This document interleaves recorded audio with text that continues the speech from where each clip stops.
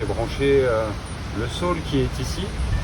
Je vais vous expliquer déjà l'outil. Donc là, on utilise un outil en fait qui est issu du détecteur de mensonges, donc du polygraphe, et qui nous permet en fait d'analyser et de mesurer en fait une résistance électrique entre deux points d'un organisme vivant. Donc ici, ça va être compliqué de vous montrer correctement, mais je vais déconnecter et reconnecter pour qu'on puisse écouter au moins deux arbres différents aujourd'hui. Là, j'ai une petite sonde que j'ai posée au niveau des racines pour récupérer en fait les impulsions électriques racinaires de l'arbre. Et après, j'ai un câble qui court et qui est branché sur une feuille. Comme ça, en fait, on a un différentiel entre les racines et les feuilles. Et là, dans l'architecture, parce que là, vous êtes dans une habitat particulière avec une architecture pour c'est ce festival d'architecture, hein, c'est bien ça en plus. C'est ça. Donc là, je parlais un petit peu plus de l'architecture du végétal, parce que là, à l'intérieur, en fait, il a des tubulures qu'on appelle des xylèmes et des phloèmes, et c'est par ces tubulures, en fait, qui passent des racines jusqu'à la cime de l'arbre, qui permet en fait d'envoyer des informations par la sève et par l'eau. Et là, l'eau a des propriétés électriques et électromagnétiques, et c'est par ce courant, en fait, par ces tubulures où il y a de l'eau, qu'on arrive à en fait capter ces informations électriques qui sont en relation avec la biologie de l'arbre. Donc là, ce que vous avez pu entendre avant que je descende le son, ce qu'on va écouter, en fait, c'est une partie de la communication biochimique moléculaire du végétal. Et ça, du coup, c'est développé depuis avant-hier, parce que la première personne qui a vraiment cherché à comprendre et à étudier les végétaux sous cette forme-là, c'est un monsieur qui s'appelle Sir Jagadish Chandra Bose, et ça date de 1903. Donc là, quand tu nous parles de Russolo de 1913, on s'aperçoit qu'il y a des gens qui ont commencé, pas l'année dernière, mais ça fait quand même quelques temps, qu'il y a des gens qui ont pris conscience de l'importance de pouvoir écouter ou observer le développement biologique des végétaux, ou là aussi de l'importance de mélanger la conception musicale, on va dire, de l'humain avec l'harmonie de la nature, comme on a le chant des plantes, le chant des oiseaux. Et là, du coup, on commence à découvrir le chant des plantes, où là, on a vraiment une harmonie. Le terme qu'on utilise normalement de la nature, ça s'appelle de l'homéostasie. Et là, c'est l'équilibre qu'il peut y avoir en fait dans un environnement avec une multitude d'organismes. Et là, les végétaux, les plantes, les arbres, c'est ce qui cherchent au quotidien en fait de faire un équilibre avec leur environnement, avec le vivant, les végétaux et les animaux qui sont autour, pour être dans une forme de sérénité et de complétude. Et c'est là où c'est intéressant parce qu'on utilise donc du coup des outils qui sont issus du détecteur de mensonges. Donc je fais quelque chose de très terre à terre puisque je branche du coup un détecteur de mensonges sur la nature qui ne ment pas. Et c'est pour ça que les harmonies qu'on va pouvoir entendre, là ça nous permet de comprendre et de constater justement cette poésie subtile, invisible qui est autour de nous et qui nous invite justement à venir l'écouter. Et là maintenant avec des dispositifs qui nous permettent de les brancher, on arrive à comprendre justement cette harmonie. Donc là pour faire juste la petite nuance, naturellement il n'y a aucun organisme vivant qui fait de la musique, mais là on a une interprétation mélodieuse, harmonique en fait de molécules en fait qui s'accordent. Que la nature est tellement bien faite qu'on a une harmonie, on a un accord qui s'opère. Et c'est là où on peut entendre, comme avec le chant des oiseaux, très compliqué de vouloir restituer au niveau musical, où il y a des très beaux documentaires qui expriment ça au niveau scientifique, que pour les humains, il est très compliqué de vouloir imiter le chant des oiseaux. On a des harmonies, on a des différences, mais on n'arrive pas à les faire rentrer dans ce qu'on appelle par exemple la gamme de Pythagore. Parce que les mathématiques de cette gamme-là sont assez rigides. Donc là, on arrive à les avoir bien à l'oreille puisqu'on est conditionné à la gamme de Pythagore, à la gamme chromatique. Mais un oiseau, il ne connaît pas du tout ça, par exemple. Et là, on va avoir des harmonies qui peuvent se superposer, qu'on peut utiliser avec de la musique, mais c'est pas directement de la musique. C'est là où c'est intéressant de comprendre que justement, il y a cette harmonie naturelle qui est toujours autour de nous, ou à l'intérieur de nous, et qui est beaucoup plus riche et complexe que l'outil et le concept musique que l'humain a développé. Et c'est là que c'est important de le comparer plus au chant des oiseaux, où on commence à s'ouvrir justement sur la communication animale. Donc il y a de plus en plus de gens qui proposent de pouvoir apprendre à communiquer avec ces animaux. Et là, on n'a jamais parlé de musique des animaux. On parle de communication, et le terme qui est même encore plus précis, c'est de la biocommunication interespèce. C'est la dernière fois qu'on s'est rencontrés, Philippe, il y avait Gabin.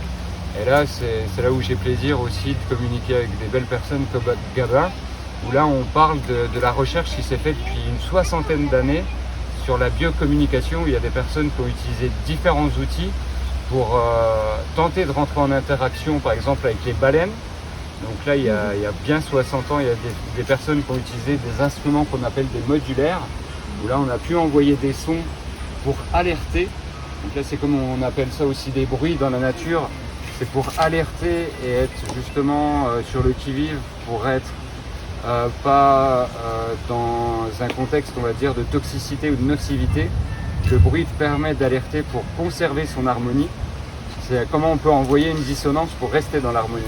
Et c'est ce qu'ils ont fait dans les années 60 avant Greenpeace, pour justement, avec tous ces problèmes où on voit ce monsieur Paul Watson, qui est un des pionniers justement dans cette défense. Là, c'est un monsieur qui l'accompagnait, qui s'appelait Will Jackson, et qui a utilisé justement ces outils pour pouvoir communiquer, mais aussi leur dire attention, il n'y a pas que des humains bienveillants qui sont là. Et là, nous, on vous conseille avec ces sons-là d'aller un peu plus loin si vous voulez rester en vie. Et là, on s'aperçoit en fait que ça fait énormément de temps. Moi, je suis loin d'être le premier ou un des premiers à proposer ça. On remet au goût du jour en fait certains outils pour prendre conscience justement avec ces problèmes qu'on a d'environnement, problèmes d'écologie. On nous embête avec justement des changements climatiques et le fait que ça pourrait être important et urgent de pouvoir entendre la nature, ou en tout cas pas écouter seulement l'humain, et prendre conscience que justement on a tout intérêt à redonner une voix à la nature pour comprendre d'une manière un petit peu plus neutre ce qui se passe autour de nous, dans nos environnements. Comment on peut avoir des coopérations fertiles avec les végétaux, parce qu'on est sur une magnifique planète, notre mère Terre, où on a oublié un petit peu ces interactions, parce que l'humanité, il y a 85% quand même des gens qui vivent dans des villes qui se sont coupés, donc c'est des urbains qui sont urbanisés, mais ils sont coupés d'une certaine partie de la nature.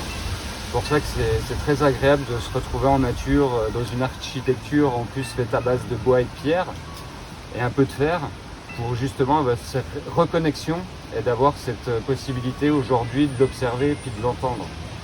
Parce qu'après, on est une grande famille qui s'appelle le vivant, avec nous, petits humains.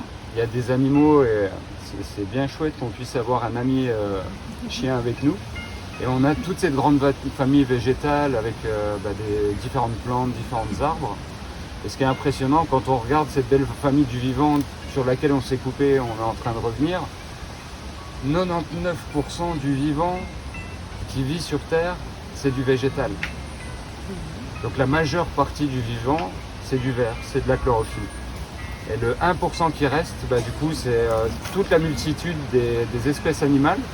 On va prendre en compte les insectes, tous les animaux aussi qui sont souterrains, qui permettent de nourrir et de régénérer les sols. Mais après, on sait qu'il y a énormément d'oiseaux, on connaît énormément de races d'ovins, de bovins, d'animaux sauvages, et du coup il y a une panacée. Et après, il y a une seule espèce humaine. Donc nous, on est vraiment au fond de cette chaîne, mais qui fait partie de cette grande famille. Et ce qui est vraiment très très intéressant, c'est que nous, on s'est mis au fond, on s'est coupé de la nature, parce que les Occidentaux, avec le développement du modernisme, de l'innovation et du conformisme, on s'est privé un petit peu de cette relation à pouvoir être en interaction quotidiennement avec les végétaux. Parce que ce qui est incroyable aussi à comprendre, c'est qu'un arbre, faut le voir un petit peu comme un iceberg.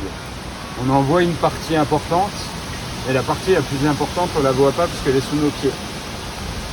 Et là, on a des beaux arbres en face de nous, parce que là, vous avez une magnifique lucarne sur notre belle nature.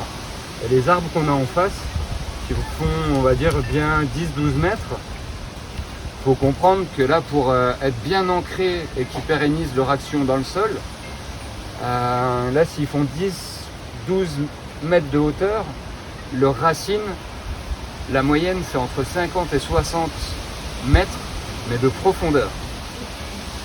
Donc c'est là où ça commence à devenir assez incroyable, parce que là, du coup, le ratio, il n'est pas 50-50. On pourrait penser que ça pourrait être plus ou moins ça, ou là, si on a un petit peu vu des images où on nous montre un peu les racines, par exemple des pommiers, parce que c'est dans les fruitiers qu'on a le plus commun dans nos régions. Là, en fait, le pommier, il descend très peu sous terre, mais il va vraiment en fait s'ancrer dans une circonférence. Il va prendre de la place sur un diamètre, et généralement il descend, on va dire, raisonnablement à 5-6 mètres de profondeur, mais il ne va pas non plus aller très très loin.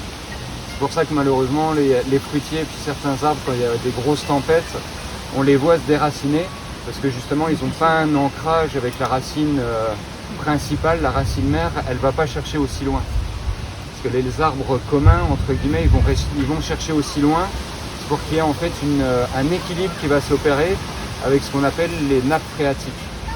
On nous dit qu'il y a des problèmes avec les nappes phréatiques parce que justement on fait de la monoculture.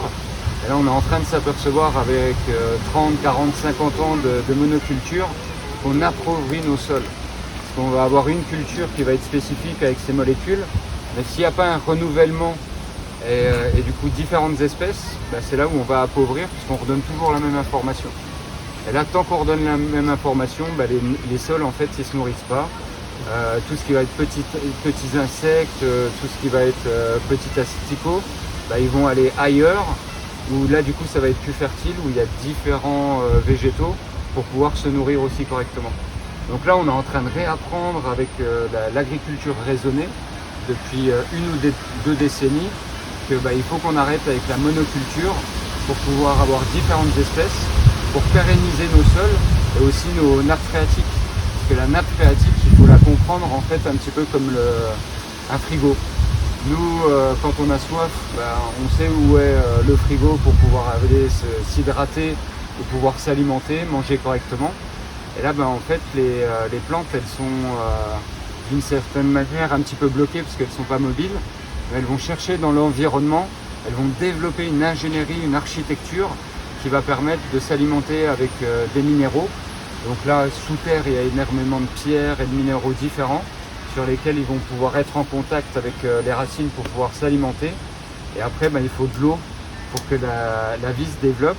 Et c'est là où ils vont aller chercher un peu en profondeur pour pouvoir s'alimenter soit sur les courants souterrains des rivières, parce que du coup il y a une superposition et du coup il y a beaucoup de vie et il y a énormément d'eau aussi en dessous. C'est comment eux, dans leur intelligence, ils vont creuser pour pouvoir avoir une racine en connexion et être en direct avec ce qu'on pourrait appeler un frigo ou une source d'alimentation qui va permettre de stabiliser. Parce que malheureusement, suivant les lieux en Amazonie, on s'aperçoit que c'est les végétaux aussi qui vont faire tomber la pluie, parce que c'est eux qui stimulent. On voit par exemple le matin, plus au printemps, des fois aussi en début d'été, le matin, la respiration, et on voit la nature qui transpire. On a justement cette brume, et là c'est vraiment de la respiration, et c'est toute cette côté en fait de l'eau qui va transpirer, qui va ressortir. L'eau du matin, de la rosée est très très bonne. C'est compliqué de récupérer un litre, mais là c'est justement les remontées, et c'est là où on va voir que justement cette eau-là, elle remonte par 4 kg. Voilà. C'est que là, du coup, elle va du bas et elle remonte. Un petit peu comme les autres sources des montagnes. Elle vient de la terre, elle monte et puis après elle redescend. Et c'est ça qui est assez incroyable parce que là, il y a toute cette ingénierie et cette architecture qui est à l'intérieur des arbres et qui a ces mouvements qui viennent du bas pour aller en hauteur. Et ça, du coup, c'est une ingénierie assez incroyable. Parce que des usines à phytoépuration. Et justement, on a besoin de comprendre qu'il faut qu'on coupe aucun arbre, parce que c'est eux qui permettent de pérenniser, de stabiliser justement nos environnements. Et c'est là qu'on a tout à bien faire, de justement reprendre de la connaissance et de la compréhension du fonctionnement des végétaux pour comprendre l'évidence et l'essentialité en fait de les conserver comme ils sont, et qu'on a plus à repenser en fait nos environnements de vie, nos habitats. C'est pour ça que c'est très pertinent en plus de se retrouver dans un bâtiment éphémère mais qui est écologique, parce que là il est fait vraiment avec des matériaux premiers, et qu'on a justement tout à refaire à repenser nos environnements de vie et voir comment on peut faire des habitats qui peuvent être beaucoup plus en cohérence avec nos besoins physiologiques et biologiques. Parce que là on voit depuis quelques années justement qu'on a vraiment ce besoin à revenir à la nature, mais que là c'est même une forme d'obligation, parce qu'avec toutes les pathologies qu'on nous dit venir des animaux, où là, comme on a eu depuis 2020 un problème sanitaire, c'est que là, c'est parce qu'on se coupe de plus en plus de la nature et du vivant. Et là, c'est tout le développement aussi des ondes synthétiques ou des laboratoires. Malheureusement, l'humain construit un petit peu trop de Frankenstein, et puis là, on en arrive à une fin d'un empire qui nous demande de repenser en fait nos modes de vie et nos manières aussi de penser l'économie, nos différentes interactions déjà avec l'humain, mais là principalement à comprendre qu'il faut qu'on ait des interactions et des coopérations avec l'animal et le végétal. Sinon là du coup on rentre dans une folie schizophrénique et l'humain devient fou. C'est pour ça que là il faut qu'on rajoute un petit peu de poésie dans le chaos qui est généré, et c'est là où je suis heureux de proposer et de partager justement ces possibilités de brancher des outils qui sont vraiment issus du détecteur de mensonges. Parce que là du coup je vous ai succinctement parlé de ce monsieur qui s'appelle Jagadish Chandrabose. Donc là c'est un petit peu l'équivalent en fait du Nikola Tesla mais indien, parce qu'il a travaillé il y a plus de 120 ans sur les ondes électromagnétiques, sur les ondes radio, et vu qu'il était botaniste, il a voulu s'orienter pour comprendre ces ondes électromagnétiques dans le vivant. Donc c'est là où il a développé des machines pour pouvoir voir le développement en fait des plantes et voir comment justement ces stimulations électriques et électromagnétiques permettaient d'analyser déjà la pousse, et après de voir comment on pouvait stimuler le vivant pour pouvoir encore augmenter son développement biologique. Et ça c'est du coup on a des magnifiques livres, dont un livre qui s'appelle Électrophysiologie comparée, qu'on trouve sur Gallica gratuitement, donc la Bibliothèque nationale française. Et si vous avez le temps et la curiosité, je le recommande vraiment, parce que c'est un livre qui a été traduit en français en 1929, donc ça fait quand même quasiment 100 ans, parce que lui il l'a écrit en 1907, et là c'est des travaux où on les a perdus en cours de route, un petit peu comme les travaux de Nikola Tesla là, qui sont remis au bout du jour. On a perdu un petit peu ces possibilités de recherche sur vraiment des compréhensions essentielles. Parce que là il nous parle en termes d'électrophysiologie, donc électro par rapport aux ondes et aux signaux électromagnétiques du vivant, et physiologie c'est tout ce qui se rapporte aussi au domaine de la biologie et des molécules du vivant. C'est pour ça que là, moi je suis un des pionniers aussi à retravailler avec ces outils pour les brancher sur les plantes, mais qu'on puisse les entendre, parce qu'on analyse d'une certaine manière leur spectre moléculaire. Donc là c'est vraiment ce qu'on va entendre juste après ces explications, c'est l'activité biochimique moléculaire du végétal. Donc là dans l'harmonie naturelle des plantes, on va entendre vraiment quelque chose qui peut un petit peu dérouter les premières fois, parce qu'on a l'impression que c'est connecté, que ça pourrait être de la musique, parce que là on passe par des filtres, et il y a les collègues qui ont fait les premières machines, il y a une forme d'anthropomorphisme, parce qu'eux voulaient entendre de la musique. Donc là, il y a des filtres qui permettent d'entendre plus facilement, mais que là, dans la compréhension que je vous donne, parce qu'on travaille avec des botanistes, on a des retours de magnifiques personnes comme Francis Allais, comme Ernst Zurcher, qui est un des collègues suisses-allemands, et lui qui est un poète des arbres, et qui nous explique par exemple la chronobiologie, les cycles de temps par rapport à la sève et les montées-descentes qu'il peut y avoir en interaction avec la Lune. Et ça, du coup, il y a des gens qui font ces observations-là pour nous réapprendre vraiment qu'il il y a une interaction de tous les instants qu'on appelle avec la Terre et le cosmos. C'est les ondes cosmotelluriques.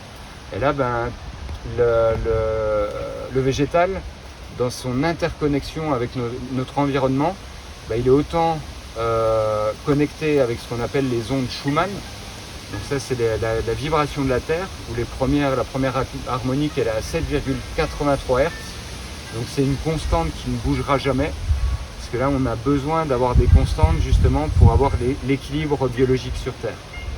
Et là, que ce soit du coup les vibrations de la Terre aux vibrations des planètes, puisqu'on a un monsieur qui s'appelle Hans Cousteau, qui a 45 ans a utilisé la physique quantique et différents outils mathématiques pour calculer les fréquences des planètes.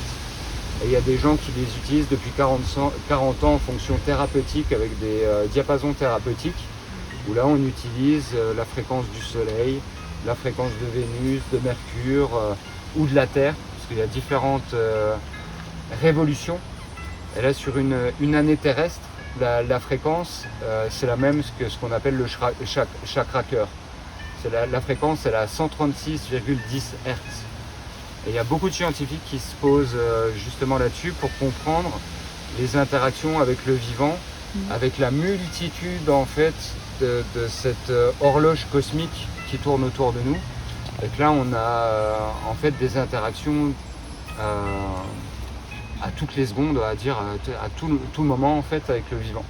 C'est juste que nous occidentaux on a perdu en fait cette compréhension, et c'est comment justement ingénieusement en mêlant science et art on peut reprendre conscience de ces connexions essentielles, où là on nous propose des outils depuis quelques années en France qui s'appellent de la sylvothérapie, où on nous invite justement à sortir dans la nature parce que ça nous fait du bien. Je pense que vous avez peut-être entendu parler des bains de forêt qui nous viennent du Japon, et ça c'est un terme chez eux, ça s'appelle Shinrin-yoku, et ils sont aperçus parce que eux c'est des malades du travail, ils travaillent 100 heures par semaine. Et ils ont eu beaucoup de suicides dans les années 80, des gens qui déprimaient et qui ont préféré mettre fin à leur vie que de trouver des alternatives. Et ils ont développé des cliniques dans la forêt. Et ils sont aperçus très rapidement que ça faisait beaucoup de bien à l'humain de se retrouver dans un environnement naturel où là, du coup, il n'y a pas de stress ici. On sait que quand on va se balader dans la... Parce que justement, le stress ou l'anxiété qui est induit par nos sociétés un peu folles, plastiques et capitalistes, elles nous oxydent, elles vont générer ce stress oxydatif en plus. Et que là, dans la langue des oiseaux, c'est assez incroyable parce qu'on est des occidentaux, on s'oxyde. Ça, c'est assez incroyable. Mais c'est comment justement on arrive à retrouver cet équilibre avec des parcours, comme vous avez ici, parcours forestiers, ou comment on reprend goût justement à se reconnecter, à se ressourcer avec la nature. Et vu que nos amis animaux, du coup, ils ont des cordes vocales et qu'ils arrivent à nous attendrir de différentes manières quand ils ont faim ou qu'ils veulent des câlins. Et du coup, les chiens vont aboyer, les chats vont miauler ou feuler, suivant l'interaction qu'il peut y avoir et s'ils sont en harmonie ou un problème. Et on sait que beaucoup d'animaux vont utiliser leurs cordes vocales pour exprimer une émotion ou essayer de bio-communiquer avec nous. Et on a compris que justement dans cette interaction, les animaux avaient une forme d'intelligence et de conscience propre. Et là, on est en train de pousser ces phénomènes sur les végétaux aussi, parce qu'ils n'ont pas de corde vocale, mais il y a un grand intérêt à pouvoir les écouter. Et là, on utilise ces outils-là, où Chandra Bose, lui, il analysait le spectre du coup électrique et électromagnétique des plantes, mais il ne les entendait pas. Et là, après, on a un deuxième monsieur qui s'appelle Clive Baxter. Dans les années 60, il travaillait pour une entreprise de philanthropes qui s'appelle la CIA. Non, je sais pas, ils sont peut-être pas philanthropes.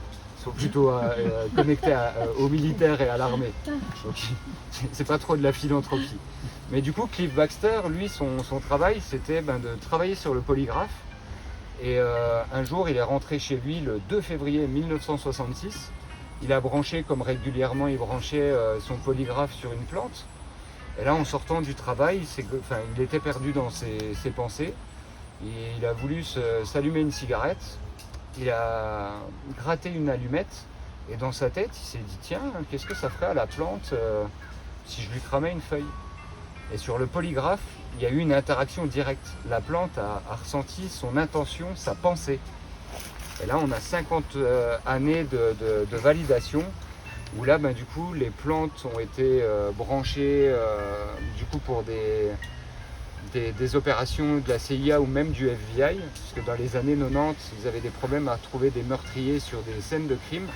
Et il y avait des plantes en pot qui étaient là, chez les personnes, et les ont branchées sur ce type d'appareil. Et ils ont fait passer les personnes devant la plante et l'appareil. Et la plante, dans sa mémorisation, vu que quand on est dans ce genre d'activité, on va sécréter par exemple de la dopamine. Et là, du coup, en fait, il va y avoir une sécrétion en fait, de nos hormones. Et là, on va laisser une trace biochimique sur les lieux. Et les plantes, dans leur forme d'intelligence, elles se rappellent de nous par rapport à cette sécrétion hormonale. Et là, du coup, on a des traces factuelles de ces entreprises qui sont du coup plus sur le côté militaire. Mais là, on a vraiment des traces factuelles où, dans cette forme d'intelligence des plantes, on a ces grandes entreprises qui nous permettent d'avoir des données vraiment très factuelles pour comprendre l'intelligence propre des végétaux. Et qu'elles nous permettent, si on les écoute correctement, d'avoir cette utilité où, là, dans ces cas extrêmes, le FBI les a utilisés pour pouvoir retrouver quelqu'un où ils avaient un doute. Et que là, on a eu la neutralité, l'objectivité d'un organisme vivant différent de l'humain. Et là, ça nous permet de comprendre plus cette interaction moléculaire, biochimique. Donc là, ils ont fait plein de tests avec leurs outils à comprendre justement ces interactions fréquentielles. Et là, nous, on est la génération actuelle, où là, avec ces outils, où là, moi, j'utilise encore un outil qui a été développé par des Italiens. On est en train d'en finir un avec une école de Genève qui s'appelle l'EPIA, la Haute École du Paysage, d'Ingénierie et d'Architecture de Genève, pour justement calibrer et expliquer en transparence qu'on peut entendre le règne végétal, et que là, les chants que vous allez entendre ou qu'on a entendu juste avant, nous on se calibre vraiment en fait sur les variations moléculaires des plantes. Et que là, c'est une interaction biochimique qui est en interaction avec l'animal et aussi l'humain. Parce qu'on partage 50% de notre ADN avec le végétal. Et que là, au niveau de nos besoins énergétiques et nutritionnels, on a besoin des mêmes molécules, qu'on appelle principalement des oligo-éléments. Donc c'est une grande famille où on connaît le fer, le magnésium, le manganèse, le calcium, le cuivre. Là, du coup, en fait, dans les propriétés actives des plantes, on retrouve toutes ces interactions moléculaires, parce qu'eux aussi sont en interaction avec les minéraux. Et là, le fer, le cuivre, ils le récupèrent avec les racines et tous les minéraux en fait, qu'on a dans l'état de nature. Et c'est là où c'est intéressant, parce que ce monsieur Chantrabose, où il a fait toutes ses recherches à partir de 1907-1908, il s'est rendu compte déjà qu'on pouvait utiliser à bon escient les propriétés actives des plantes pour soigner l'humain, comme en phytothérapie, en aromathérapie, parce qu'on va utiliser des propriétés actives qui sont biocompatibles avec l'humain, mais aussi qu'il y a une énorme similitude entre le végétal et l'animal. Et lui, il n'a pas voulu faire la comparaison tout de suite avec l'humain, mais sur le principe que nos terminaisons nerveuses, elles fonctionnent comme le tissu racinaire des plantes. Sauf que nous, il est à l'intérieur de l'organisme, et eux, il est en extérieur. Mais il y a vraiment cette similitude où on est fait sur une partie du coup de l'architecture biologique. On est fait de la même manière, végétal, animal et humain, on a la même conception en fait de l'architecture biologique. Et c'est pour ça que c'est vraiment très intéressant à constater, parce que là on nous pousse aussi à revenir plus sur un côté végétal de notre alimentation. Et là c'est à comprendre que dans cette interaction, on a cette partie biologique qui est vraiment similaire. Et que la physique quantique nous pousse sur le phénomène où tout est vibration. Une fois qu'on accepte que tout ce qui est autour de notre environnement est vibratoire, là du coup on a encore plus de bonnes possibilités à nous reconnecter à notre équilibre naturel intérieur en nous reconnectant aux végétaux. C'est pour ça que là on utilise l'art des sons qu'on appelle la musique pour pouvoir redonner une voix aux végétaux, pour pouvoir vraiment comprendre et accepter qu'on a cette possibilité, parce que la meilleure technologie c'est nous-mêmes. On a des magnifiques béquilles technologiques, mais on peut tous chacun recommuniquer avec les animaux ou avec les végétaux. Et là justement je vais remettre un petit peu pour qu'on puisse écouter notre ami saule, pour pouvoir prendre conscience et puis pouvoir avoir un petit temps d'écoute. Donc là, comme je vous ai dit, c'est vraiment une machine qui marche comme un ohmmètre, c'est une résistance entre deux points. Donc là, ça va être compliqué de vous remontrer, mais on va écouter le saule et après, on va pouvoir écouter par exemple le bouleau ou là, j'avais dit, c'est un peuplier. Pour que là, du coup, factuellement, vous voyez qu'il y a une interaction et qu'il n'y ait pas de truc.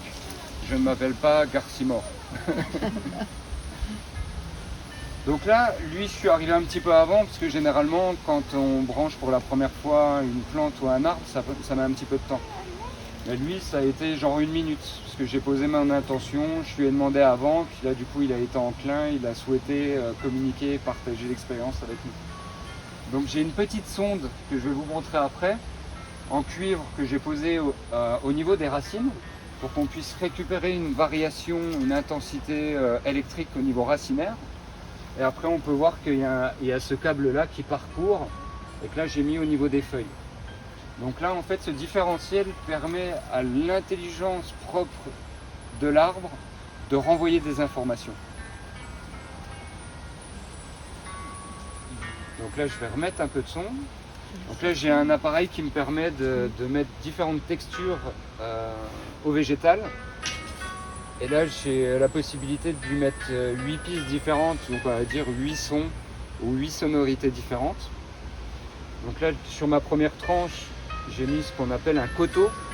C'est un instrument japonais à cordes, un petit peu comme une harpe japonaise. Et là, derrière, on entend des petites clochettes. Et je lui ai mis un gong aussi. On entend un petit peu. Donc là sur la piste 1, il y a un habillage qui est plus asiatique, où j'ai souhaité un petit peu zen. Et là, chaque impulsion qui est envoyée par la plante, c'est une fréquence en Hertz, donc c'est une vibration. Normalement, si je débranche la machine, bien sûr, on ne va pas entendre le chant de l'arbre, parce qu'en fait, sa vibration, elle est à 10 puissance 24 Hertz. Donc c'est tellement haut que nous, avec nos oreilles, forcément, on ne peut pas l'entendre. Parce que nos oreilles sont faites pour entendre des sons entre 20 Hz et 20 kHz. Et quand on vieillit, on perd un petit peu d'audibilité. Généralement, on entend plus entre, on va dire, 30-40 Hz dans les basses, jusqu'à 15-16 000 Hz. Et là, en fait, on utilise de la technologie, de la science, où là il y a un phénomène aussi qu'on appelle des ondes d'échelle qui nous permettent en fait de prendre ces vibrations très très hautes inaudibles et de redescendre comme les octaves. On prend ce chiffre en Hertz, on le divise à chaque fois par 2 pour revenir en fait dans un seuil audible. Ce qui nous permet là d'entendre cette partie-là où normalement elle n'est pas audible par une oreille humaine. Et là c'est parce qu'il y a eu des travaux en physique quantique qui ont été faits par des grands messieurs. Là on en a un autre qui est important à introduire, qui s'appelle Joel Sternheimer. Et lui, du coup, il a introduit une notion qui s'appelle des protéodies, des mélodies de protéines, où là, il y a 30 ans, vu qu'il était musicien avant d'être physicien, il s'est dit, tiens, est-ce qu'il y aurait une relation entre les notes de musique et les acides aminés? Parce que pour construire une protéine, il faut une chaîne d'acides aminés, où là, il y a une harmonie qui s'opère pour stimuler et développer du coup une protéine. Donc sur ce constat, il s'est dit tiens, pourquoi pas essayer de calculer la fréquence des acides aminés et de les mettre en musique pour voir si on ne pourrait pas stimuler et inhiber des protéines par le son. Et ça fonctionne. Et ça fait 30 ans qu'il a développé sa théorie. Elle est approximative. Mais là j'ai des collègues qui s'appellent des génodiciens qui utilisent du coup ce travail-là. Ils ont fait des boîtes à sons, c'est comme ça qu'ils appellent ça. Et ils envoient des variations mélodiques de sons calculés sur les fréquences des acides aminés pour stimuler ou inhiber, par exemple, les vignes les champignons, justement pour ne pas avoir de parasitage et pouvoir avoir une bonne culture. Et là, ça fait une vingtaine d'années que gentiment ça se développe chez eux. Et là, Joël Sternheimer, lui, ça fait 30 ans. Et ce qui est important à souligner, c'est que son professeur de thèse, c'est un monsieur qui s'appelait Louis de Broglie. Et Louis de Broglie, c'est le seul Français qui a eu un prix Nobel de physique en 1929 pour ses travaux sur les ondes corpusculaires, où là justement il y a cette altérité, comme je ne sais pas si vous avez entendu parler de la fente de Young, où là du coup suivant comment l'observateur va regarder et notre intention, on va avoir une certaine possibilité, mais quand on ne regarde pas, on a une infinie possibilité. Et là justement, c'est comment notre intention peut être dirigée et influer sur la matière, sur la réalité. Et là, les travaux de Joël Sternheimer, validés par Louis de Broglie, nous montrent que là, du coup, il y a cette cohérence au niveau vibratoire avec le son, sauf qu'eux, ils ont calculé ces molécules avec une équation reliée aux travaux d'Einstein et Planck. Donc là, c'est comme le fameux E égale MC2 qu'on connaît tous, où là, le MC2, c'est de la matière, et le E, c'est de l'énergie. Donc là, il y a un rapport alchimique en physique quantique entre le monde matériel et immatériel. Et là, on peut partir d'une masse molaire, donc là, du coup, d'un poids, où ça a été calculé, chaque atome, chaque molécule a été calculée, on a un poids, et on peut passer de sa masse molaire ou de sa formule chimique à une fréquence. Et c'est ça qui a permis à Joël Sternheimer, il y a 30 ans, de calculer les 20 acides aminés et de vouloir travailler la gamme chromatique pour voir s'il pouvait, avec une gamme occidentale, avoir justement des effets stimulants ou inhibants par rapport à sa perspective de trouver comment stimuler des protéines par la musique. Donc il y est arrivé, sauf que le problème, une acide aminée, elle va avoir son code vibratoire propre, et c'est pas une note de musique. Parce que même le soul, s'il est bien connecté à nous et puis qu'il nous écoute, c'est pas du tout ce que c'est que le concept en fait de musique. Lui, c'est vibratoire, il sait ce que c'est que le magnésium, le zinc, le manganèse, mais do, ré, mi, lui, on peut lui en parler, il connaîtra rien et comprendra pas en fait par rapport à la biologie et ses besoins essentiels à quoi ça va correspondre. Donc là, nous, on a choisi, on va dire, quelque chose d'arbitraire. Là, on a choisi la musique pour essayer de trouver une correspondance. C'est pour ça que je souligne que sa théorie, elle est très pertinente, mais elle est approximative. Parce qu'en fait, d'un côté, on a 20 acides aminés, et de l'autre côté, on a 12 notes de musique. Donc là, il y a une incohérence, il y a un déséquilibre, en fait, dans l'équation. Et que là, nos frères et sœurs en Inde, par exemple, eux, ils ont un mode de musique qui s'appelle des shruti. Et au lieu d'avoir 12 informations, ils en ont 22. Et là, ça serait plus cohérent d'utiliser, par exemple, le système indien. Parce que là, on a plus de notes. Donc nos 20 acides aminés, on pourrait les faire rentrer. Eux, ils ont ce qu'on appelle des quarts de ton. Donc en musique indienne, on a beaucoup plus de richesse. Il y a des nuances qu'on n'a pas dans notre musique occidentale. Et là, du coup, c'est comme quand on fait un parallèle avec la gastronomie. Et là, du coup, on a beaucoup plus de richesse, de nuances. Et là, quand on pense en termes du coup d'informations, donc là, de la biologie, il vaut mieux avoir le plus d'informations possible pour pouvoir traduire ça en son.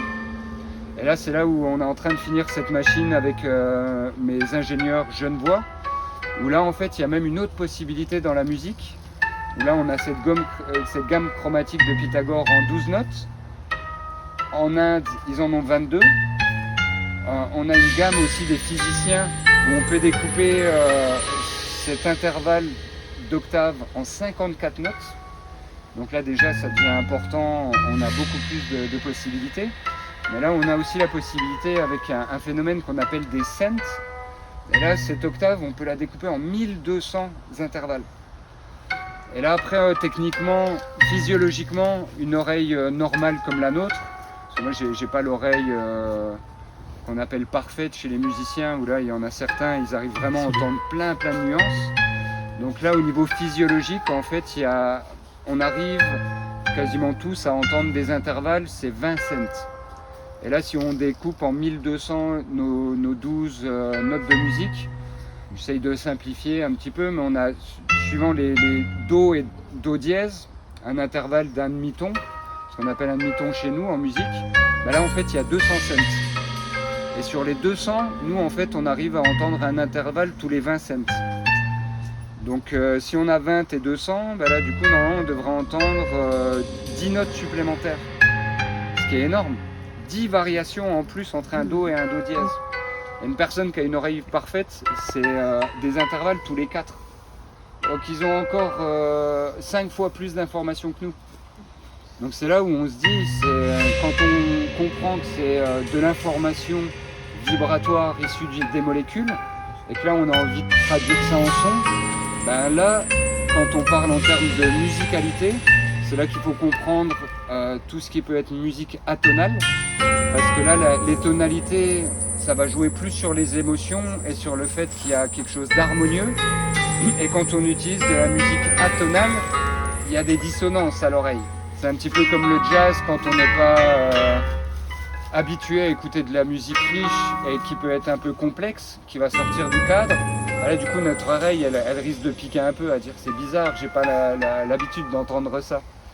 Et là, ben, c'est là où on utilise ces outils qui viennent plus de la musique contemporaine, bruitiste, expérimentale, des choses qu'on n'entend malheureusement pas assez à la radio, où nous, on aimerait franchement plus entendre. Même si Philippe Glass, il est une star internationale parce qu'il fait de la musique de film. Là, ça serait plutôt Pierre Schaeffer d'ailleurs. Bah, Pierre Schaeffer, on entend un petit peu Pierre Henry parce que il a été dans le groupe de recherche musicale. Et que là, il y a eu des œuvres qui sont rentrées plus dans le domaine grand public. Mais là, des gens comme Kisro, Charlemagne, Palestine, ça serait plus compliqué de les faire passer dans le domaine du grand public. Mais c'est là où on apprend que la musique, c'est un peu comme de la gastronomie.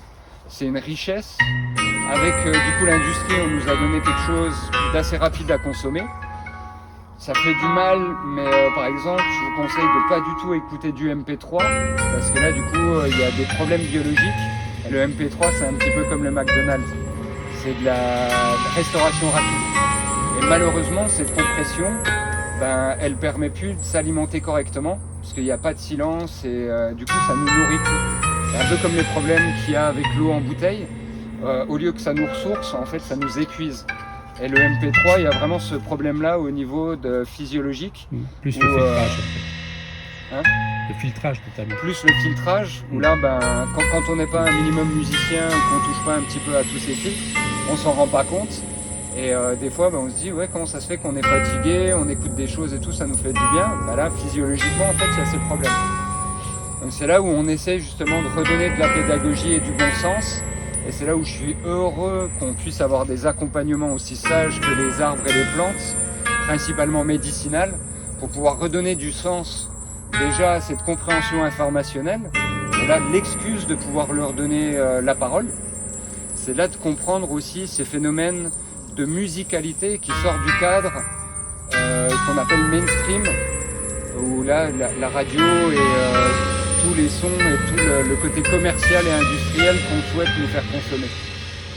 Et c'est là où il y a tout intérêt justement à donner une voix aux plantes, parce que là du coup elles connaissent pas tout ça. Elles sont désintéressées, elles sont dans l'amour inconditionnel, donc à chaque fois elles veulent nous régler au niveau biologique.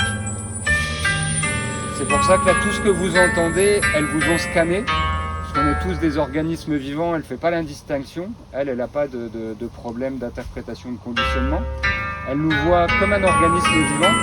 Donc depuis que vous êtes là et que j'ai branché la machine et que je lui ai posé aussi l'intention, là du coup elle vous a scanné, et ce qui est incroyable, c'est que la musique qu'on entend, c'est le côté harmonieux, il y a des filtres, mais si demain on revenait tous, on n'aurait pas du tout la même mélodie. Parce que là, elle nous a scanné au niveau de la biologie. Elle a fait ce qu'on appelle un phytoscan, fait de la biorésonance. Et là, en fait, on a tous des cordes sensibles. On est comme des belles harpes. Et là, du coup, en fait, elle va regarder, elle envoie des informations dans ce subtil pour pouvoir voir si, par exemple, notre calcium, on a tous le bon taux. Le zinc, pareil. Et là, du coup, elle fait un équilibre pour renvoyer sous ces formes de mélodies en fait des mélodies qui vont réharmoniser notre communauté d'aujourd'hui avec les petites dissonances où elle va, je sais pas combien on va partir sur genre 20-25 personnes. Là, si elle a ressenti qu'il y a la moitié des personnes qui sont en carence de vitamine D à cause du soleil, on est tous carencés malheureusement là-dedans, là elle va voir dans ses propriétés actives où là elle peut nous renvoyer en fait des informations qui sont biocompatibles avec nous et qui va justement générer une stimulation pour qu'au niveau biologique nos taux remontent. Et ça, factuellement, on a fait une étude en quadruple aveugle. Donc normalement, clinique et tout, quand on pousse, normalement c'est en double aveugle ou en triple. On a voulu faire les choses un peu plus poussées, on a fait un quadruple aveugle où on a des médecins qui ont travaillé sur des documents où en fait on a mis une fougère avec un patient. On fait des séances d'1 heure de musicothérapie botanique où là la plante elle scanne la personne et elle lui renvoie des informations pour équilibrer son organisme. Et là on a envoyé ces informations là à des médecins, à des gens pour qu'ils nous fassent des observations. Et là aussi incroyable que ça puisse paraître, on a retrouvé des stimulations où la fougère, pendant la séance, elle a réglé des neurotransmetteurs. Il y a eu des stimulations et une modification biologique des neurotransmetteurs. Et il y a eu différents phénomènes, parce que là du coup je travaille avec autant des biochimistes, des différents thérapeutes. Je suis très sollicité dans le monde de la naturopathie. Et là on observe que les plantes, j'ai développé une herboristerie sonore. Et là par exemple le chant de la lavande, il va avoir énormément de similitudes par rapport aux effets de l'huile essentielle de la lavande. Parce que la lavande, on utilise tous, je pense, des huiles essentielles, où vous avez déjà testé au moins une fois dans votre vie. Là, quand on utilise une huile essentielle, la lavande par exemple, on va stimuler par le sens du toucher ou par l'odorat. Parce qu'on adore, je pense qu'il y a beaucoup de gens qui aiment bien cette énergie et ce côté floral de la lavande qui est assez incroyable. Où il y a des huiles essentielles, on peut les utiliser par le goût. Donc là, on utilise 3 sens différents. Donc, pourquoi on n'utiliserait pas l'ouïe pour faire passer aussi cette information? Donc là, depuis 5-6 ans, moi je le valide avec mon herboristerie sonore. Et là, il y a plus de 600 ou 700 thérapeutes qui utilisent quotidiennement le son du thym, du romarin, de la sauge, de l'amande poivrée. Parce que là, en phytothérapie, en aromathérapie, on a déjà en fait ces propriétés depuis au moins 200 ans. Donc là, moi, c'est pas une base folle et dire ouais, on passe sur quelque chose de nouveau. Non, c'est quelque chose qui est très ancien et qui est déjà validé. Les fleurs de Bach, c'est la même chose. Ça a été validé depuis pas mal de temps et on se base sur quelque chose de très terre à terre. C'est comment on sait qu'il y a des propriétés actives dans les plantes médicinales et que là, on reprend tout le travail qui a été fait par des spécialistes pour comprendre les bienfaits du saule par exemple, parce que c'est un arbre médicinal. C'est pour ça que j'ai souhaité le brancher en premier avant d'autres, parce que je sais que là par rapport à la compatibilité et puis l'interaction, il va nous faire du bien. Et là hop, il a ralenti un petit peu, parce que là forcément il entend et il comprend qu'il y a des gens qui sont interrogés sur cette possibilité. Donc là je pense qu'il y a des gens qui doutent, il le perçoit, donc il ralentit son activité électrique. Parce que vu qu'il est branché sur un détecteur de mensonges, la nature et les arbres, ils sont là uniquement en bienveillance. Et que là, si on a un doute avec les bénéfices qu'ils peuvent nous envoyer, c'est pas qu'ils se retirent, mais ils préfèrent garder ou se mettre dans une forme de silence jusqu'à que nous, on revienne à une cohérence. Et ça, je l'ai testé énormément, où là, j'ai des amis musiciens avec qui j'étais pendant 2 jours. Hier, ils ont eu la chance aussi de pouvoir tester avec une plante de chez eux, un magnifique Spathiphyllum. Et Spathiphyllum, son nom, ça s'appelle une fleur de lune. Donc là, pareil, c'est une plante magnifique. Et là, c'est voir comment, quand on branche une plante, on peut communiquer avec. Mais là, si je pose ma main ou qu'on lui envoie une intention, ça fonctionne aussi. C'est juste que là, on n'entend pas l'activité en fait qui se passe à l'intérieur. Comme nous, il y a énormément d'activités. Si on veut entendre notre cœur, il faut qu'on pose ou qu'on utilise des outils pour pouvoir entendre en plus ce qui se passe à l'intérieur de nous. Et ça, c'est assez incroyable aussi. Mais là, c'est comment justement, avec ces outils-là, on arrive à percevoir et à comprendre qu'il y a cette harmonie qui est toujours autour de nous. Donc là, on a entendu tous ces instruments, et si vous avez prêté l'oreille, on a entendu qu'au début, il y avait une richesse. Et là, du coup, j'ai donné un peu plus d'informations. Elle a ralenti son activité. Je vais mettre un petit peu de contrebasse en plus, pour la stimuler, puis qu'elle ait un peu plus aussi d'informations pour pouvoir nous parler. Salut Loulou.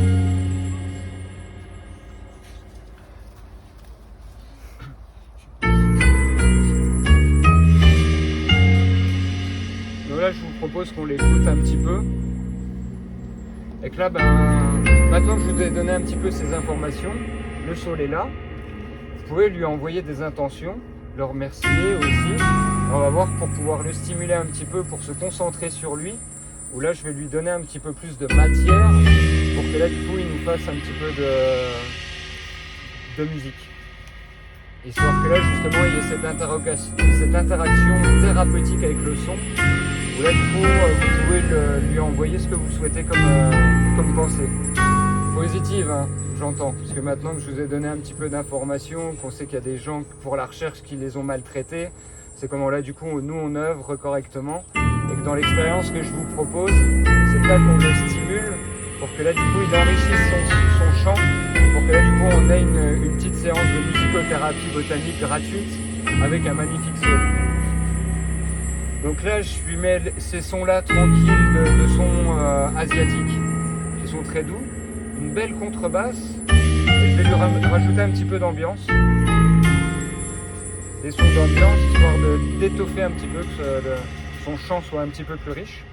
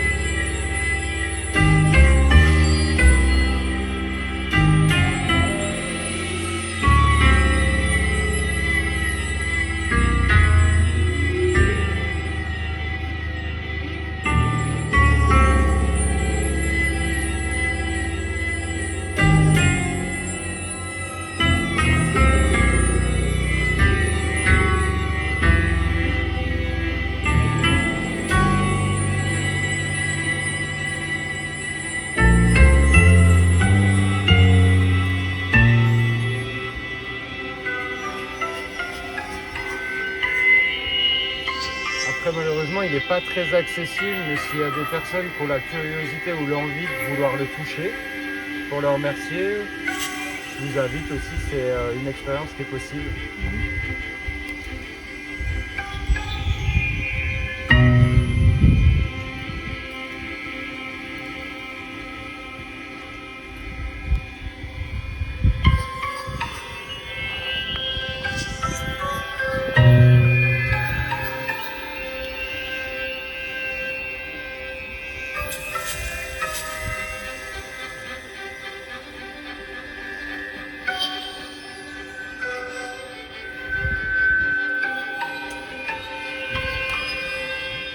Donc après, vu que je travaille avec beaucoup de musiciens professionnels, la moindre des choses pour pouvoir entendre la nature, il faut que ça soit du son haute couture. C'est pour ça qu'on utilise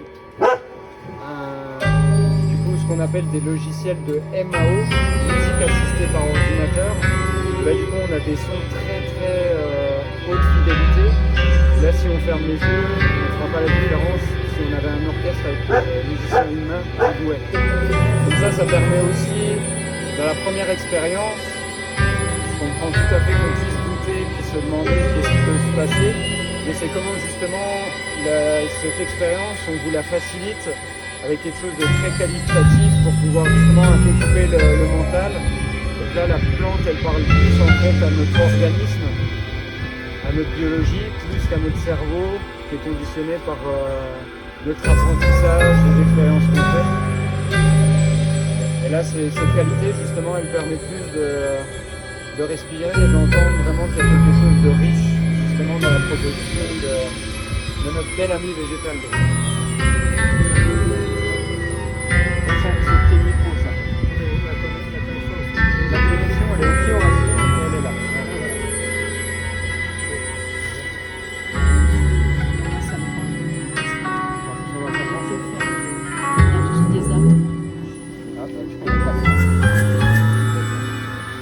la contrebasse, ça fait quelque chose. En tout cas, là. Je ne sais pas s'il y a des personnes qui l'ont constaté.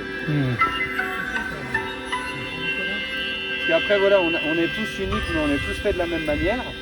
Et là, après, c'est suivant notre intention, la sensibilité. Parce que là, j'ai de plus en plus de collègues qui commencent à proposer de la sylvothérapie. Et on se nourrit tous aussi de différentes essences. Moi, j'ai une connexion particulière avec le chêne, par exemple. Et j'ai des amis, c'est plus le tilleul. Et il y a d'autres personnes, ça va être par exemple le saule. Et là, on pourra faire passer différentes personnes et la connexion, elle va être différente par rapport à notre sensibilité, notre acceptation aussi que le végétal va être conscient et que là, il va nous apporter quelque chose dans l'interaction. Et là, à chaque fois, ça va être une rencontre différente. Et c'est là où justement on essaie de creuser pour pouvoir avoir, grâce aux plantes médicinales, les plantes qui sont le plus biocompatibles pour chaque personne, pour qu'à chaque fois l'expérience soit la plus immersive et intense possible. Parce qu'on sait pareil qu'avec les tisanes, il y en a qui réussissent plus avec la menthe, la sauge. On commence à comprendre qu'on a justement des affinités, comme on a avec les humains. Et que là, ça peut encore se transcender justement avec cet aspect vibratoire. Et là, il y a une magnifique variation de contrebasse. Ça a été très très intéressant. Et là, c'est comment on nous donne beaucoup d'habillage. Comme nous, on a différents habits. Où là, du coup, plus on développe, plus ces variations, en fait, on peut les ressentir. Parce que là, on n'aurait pas eu la contrebasse, l'effet, il était vraiment sur les basses fréquences. Et là, c'était vraiment intéressant comment elle s'est modulée.